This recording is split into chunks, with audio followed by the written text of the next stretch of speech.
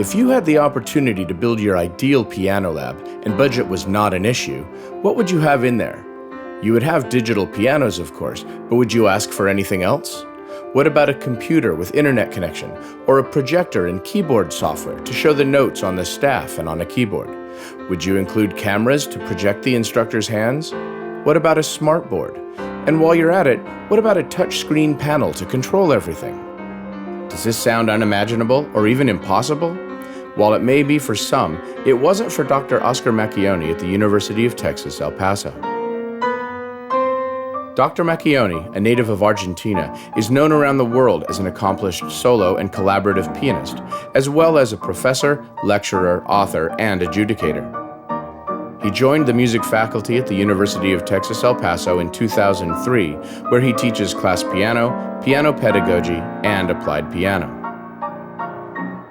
When he arrived at the university, he found that the piano lab was from the early 1980s and didn't work well anymore. It was then that he began designing the piano lab of his dreams. Shortly after that, and thanks to a generous grant from the Brown Foundation in Houston, that dream became a reality. The piano lab is made up of 20 digital pianos for the students, the instructor's digital piano, and an acoustic upright piano. The lab also uses multimedia technology as teaching aids. There are 3 video cameras, one camera pointing down from above the instructor's hands, another one on the side of the keyboard, and one focused on the foot pedals. There is a smartboard and a computer and monitor at the instructor's keyboard. Everything is controlled by a touchscreen control panel next to the instructor's keyboard, which can select different cameras, the computer screen, a document projector, or any combination of these. Each student's keyboard has a computer monitor on top, so they can easily see what is projected on the smartboard. One of the advantages of using a smartboard is that the instructor can use a special pen to write on the board and have it show up on the projected image. Dr. Macchioni can also record anything he plays, save it as a standard MIDI file, and then load it into his keyboard and project the score of that music so that the students can sight read it. The piano lab is also connected to the internet, which allows them to get information from anywhere instantly. For example, in a recent class, they were looking at whole tone scales. With this technology, Dr. Macchioni was able to show them impressionistic paintings and have them watch a pianist playing Debussy preludes. When it comes to his teaching philosophy, Dr. Macchioni understands that for someone to truly comprehend something, they need to be able to explain it, and that includes music. As a result, he uses methods he was taught in his younger days as a piano student in Argentina. These include having the students verbally explain what is going on in the music in terms of melody, intervals, chords, and structure, having them analyze the harmony using Roman numerals, and having them sing the music using solfege. In this video, Dr. Macchioni is teaching a 4th semester piano class for non-piano music majors. As you watch, you will see various methods he uses for teaching. Because he is working on different concepts, such as technique, harmonization, sight reading, etc., with different pieces, not every concept is used in every piece. While this video was shot during one class session, you will see excerpts from different pieces in order to get the full range of his classroom methodology. While the students would normally wear their headsets throughout the entire class period, they are removed periodically specifically for this video. Typically, the first thing he does with his students when looking at a piece for the first time is analyze it harmonically. He starts off by identifying the key and then asks the students to verbally analyze the piece while he writes the Roman numerals on the smartboard. Notice that while he is working on the analysis with them, he is also pointing out 5-finger and block chord patterns, as well as other details that will help them to play more accurately and musically.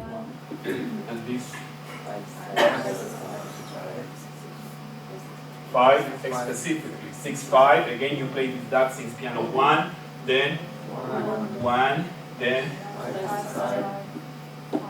1, 6. 6 is this in root position. So what are we going to play here that we don't have anything? 1. What are we going to play here? 1. Remember, when there is nothing, we just repeat the previous chord. So D minor in F major is 6 chord, 2, sounds familiar, 5, 6, 5, 1, of course 1, 5, 6, 5, 1. So this is really, really easy because it's all the chord progressions you know. Again, remember, predominant chords, 2 is followed by a 5, 5 resolves into 1. That's happened a lot in music. So, we are going to just spot the chords, and then I will pair you so you work with your partner playing the right hand first and then the left hand and so on. So what I want you to do... In many cases, once the analysis has been figured out and other important details in the music have been identified, Dr. Macchioni will use the Classroom Maestro software to show the notes on the grandstaff as well as on the keyboard. You will see that whatever notes he plays on his keyboard appear on the projected grandstaff and light up on the projected keyboard. The first chord is a G chord. So instead of playing this, so can you play that for it with me? A G chord root position. The next measure we have 2 chords. We have this, which is part of your 5 for 2, and then the third of a 1 chord, and then this chord. Right? And then this one. Back to G. Then D. Then A and C. And back to G chord. Remember that there are cameras placed around the instructor's keyboard. These cameras, along with the projection technology, allow Dr. Macchioni to show the students the placement of his hands while playing, either looking down from above or from the side. Release because there are rest, and then you drop the hand, release. To move my hand from this position to this position, of course, is very good releasing the hand and dropping there. So one more time is dropping, release, dropping, release, release, 4, drop, release, release and drop. Okay, so now you are ready. Once again drawing on his experiences as a piano student, he firmly believes that having the students sing a piece of music using solfege gives them a deeper understanding of the piece and therefore makes them better equipped to perform it. Also, while he understands the value of solfege in a music theory class, to him it makes more sense to sing pieces of music the students are actually going to play.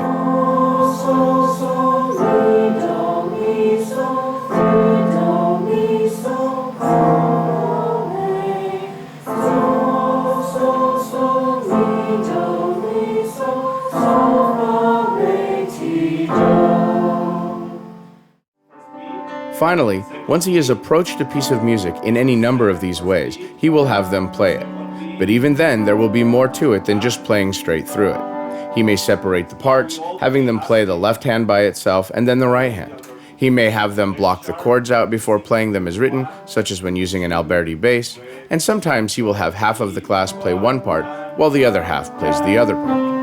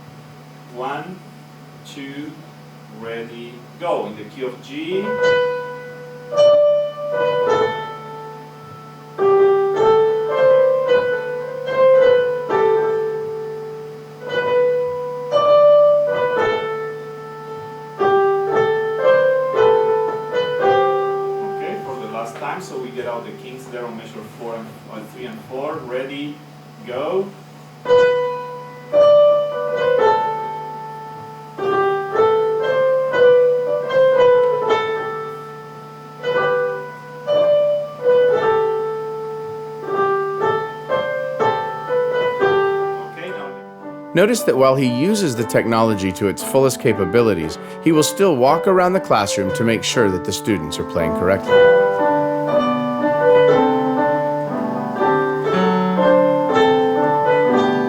Switch parts. 1, 2, ready, go.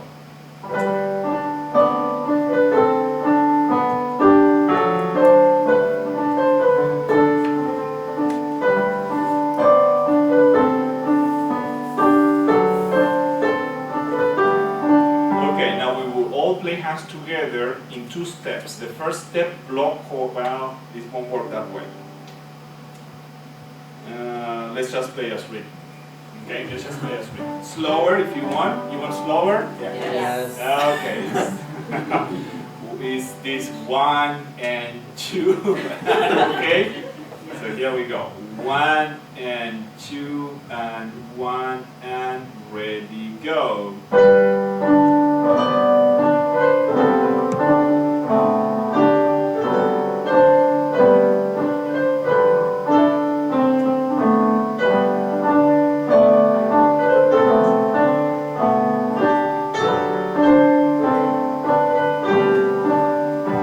Not bad for the last time. 1 and now, which hand has the melody? The right hand. So it means the left hand is playing the accompaniment.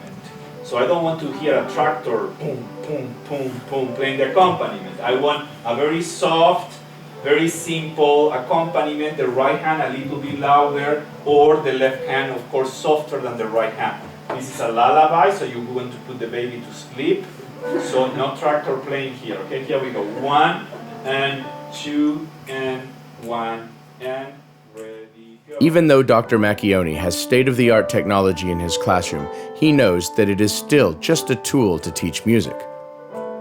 He believes that the goal of the teacher is to use whatever is available to bring out the best of the students. While the technology helps, it is his passion and commitment to music and music education that makes him a successful teacher. However, along with his dedication and this amazing technology, it never hurts to have the class know they're being recorded on video. You surprised me. I think I will have to have guests here all the time.